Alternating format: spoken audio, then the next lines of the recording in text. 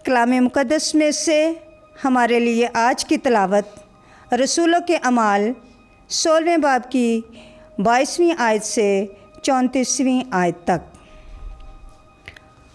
और अवाम भी मिलकर उनकी मुखालफत में उठे और हाकिमों ने उनके कपड़े फाड़ कर उतरवा डाले और कोड़े लगाने का हुक्म दिया और उन्हें बहुत मारकर कैद खाने में डाला।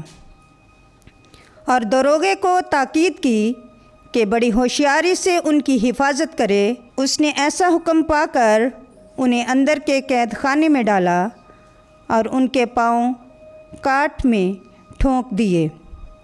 आधी रात के करीब पालूस और सेलास दुआ कर रहे थे और खुदा की सताइश में गीत गा रहे थे और कैदी सुन रहे थे।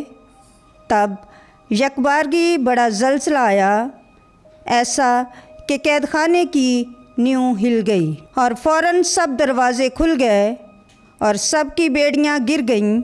और दरोगा जाग उठा और जब कैद खाने के दरवाज़े खुले देखे तो ये समझ कर कि कैदी भाग गए हैं, तलवार खींचकर अपने आप को मार डालना चाहा। मगर पालूस ने बुलंद आवाज़ से पुकार कर कहा कि अपने आप को नुकसान मत पहुंचा, क्योंकि हम सब यहीं मौजूद हैं।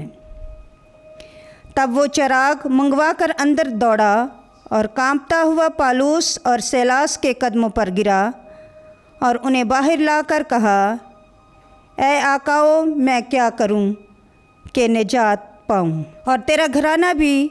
तब उन्होंने उसे और उन सब को जो उसके घर में थे खुदा का कलाम सुनाया। और उसने रात को उसी घड़ी उन्हें ले जाकर उनके ज़ख्म धोए और उसी वक्त उसने और उसके सारे घराने ने बपतिस्मा पाया। और उन्हें अपने घर लाकर उनके सामने दस्तरखान बिछाया और अपने तमाम घराने समेत बड़ी खुशी की, इसलिए कि खुदा पर ईमान ले आए थे। पाक कलाम के पढ़े और सुने जाने पर खुदावंद की बरकत हो, खुदा का शुक्र हो।